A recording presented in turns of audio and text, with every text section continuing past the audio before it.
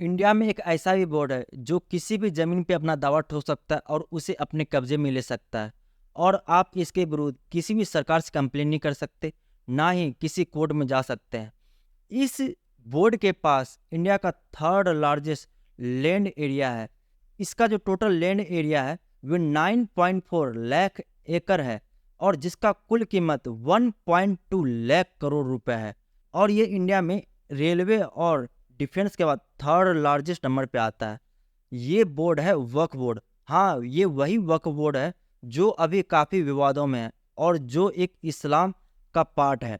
सबसे पहले हम समझते हैं ये वक्फ क्या है। देखिए, इस्लाम में वक्फ वे इस्लामिक चैरिटेबल के बनाया गया है और जिसका असली मालिक वे अल्लाह माना जाता है। और कोई भी व्यक्ति इस वक्फ में अपना ज़मीन दान दे सकता है और इस ज़मीन का यूज़ वक्फ मस्जिद बनाने, मदरसा बनाने और अन्य इस्लामिक कार्य के लिए करता है। अगर कोई भी व्यक्ति इस वक्फ में अपना ज़मीन दान दे देता है तो वे दोबारा इससे नहीं ले सकता और इसका पूरा स्वरूप ही बदल जाता है। देखिए, इंडिया में वक्फ दिल्ली सल्तनत में मोहम्मद गौरी ने मुल्तान में एक पूरा गांव जमा मस्जिद के लिए दे दिया था। उस समय से ये वक्फ चलता आ रहा है। और जब इंडिया में ब्रिटिश गवर्नमेंट आया तो उस समय ब्रिटिश गवर्नमेंट ने मुस्लिम वक्फ एक्ट 1923 के तहत रेगुलेट किया और इसे काफ़ी पावरफुल बनाया। इंडिया और पाकिस्तान के बंटवारे के बाद इंडिया में जो मुस्लिम पाकिस्तान चले गए थे और यहाँ पे जो मुसलमान का ज़मीन बच गया था उसका मालिक इस वक्फ को बनाया गया। और जो हिंदू पाकिस्तान से इंडिया आ गया था और जो वहाँ पे हिंदू का ज़मीन बच गया वहाँ के मुसलमानों ने कब्जा कर लिया। आप समझ सकते हैं कि ये कैसी दोहरी नीति है दोनों देशों के बीच। उसके कुछ सालों बाद नेहरू गवर्नमेंट ने पार्लियामेंट द्वारा वक्फ एक्ट 1954 को पास किया गया और इसे आज़ाद भारत के लिए कानूनी मान्यता प्राप्त किया और ये पावर में आ गया। उसके बाद पीवी नरसिम्हा राव की सरकार ने इस बोर्ड में अमेंडमेंट किया और वक्फ बोर्ड एक्ट 1995 के तहत इसमें ये बनाया गया कि इस वक्फ बोर्ड के ज़मीन पे कोई भी कब्जा नहीं कर सकता और ना ही इसके ज़मीन को कोई बेच सकता है। और उसके बाद ये बोर्ड काफ़ी ज़्यादा पावरफुल बन गया।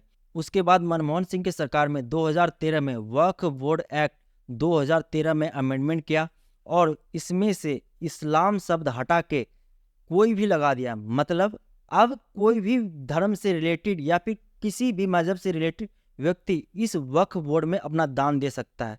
उसके बाद ये बोर्ड काफ़ी शक्तिशाली हुआ और ये बोर्ड काफ़ी विवादों में रहा, क्योंकि उसके बाद ये बोर्ड किसी भी ज़मीन पे अपना दावा ठोक के उसे कब्जे में ले सकता था। कुछ उदाहरण से समझते हैं। 2022 में ये वक्फ बोर्ड तमिलनाडु के 1500 साल पुराने पूरे गांव को ही अपना दावा ठोक दिया और उसे कब्जे में ले लिया।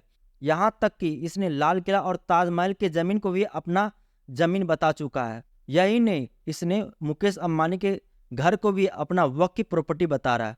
और सबसे बड़ी बात है कि ये सूरत म्युनिसिपल कॉरपोरेशन के ऑफिस को भी अपना वक्फ की प्रॉपर्टी मान रहा है, क्योंकि ये बता रहा है कि ये मुगल काल के समय में ये एक सराय हुआ करता था। देखिए, ये वक्फ जो है ये अब ये करने लगा कि अगर कोई भी ज़मीन इस्लाम से रिलेटेड है या फिर उसे इस्लाम से रिलेटेड बता के उस ज़मीन पे अपना दावा ठोक के उसे कब्जे में लेता है और एक बार अगर ये कब्जे में ले लेता है तो आप इसके खिलाफ किसी भी कोर्ट में नहीं जा सकते और इसके लिए आपको इसी के ट्रिब्यूनल में जाना पड़ेगा। कहने का मतलब यह है कि जिसने आपका ज़मीन छीना इसी के पास आपको गिड़गिड़ाना पड़ेगा, जिसको लेकर ये काफ़ी ज़्यादा विवादों में रहा। उसके बाद अभी संसद में वक्फ एक्ट 2024 के तहत इसमें अमेंडमेंट कर रहा है, लेकिन विपक्ष और कट्टर इस्लामी पंथी काफ़ी ज़्यादा विरोध किया, जिसके कारण इस अमेंडमेंट को जेपीसी कमेटी के पास रिव्यू के लिए भेज दिया गया।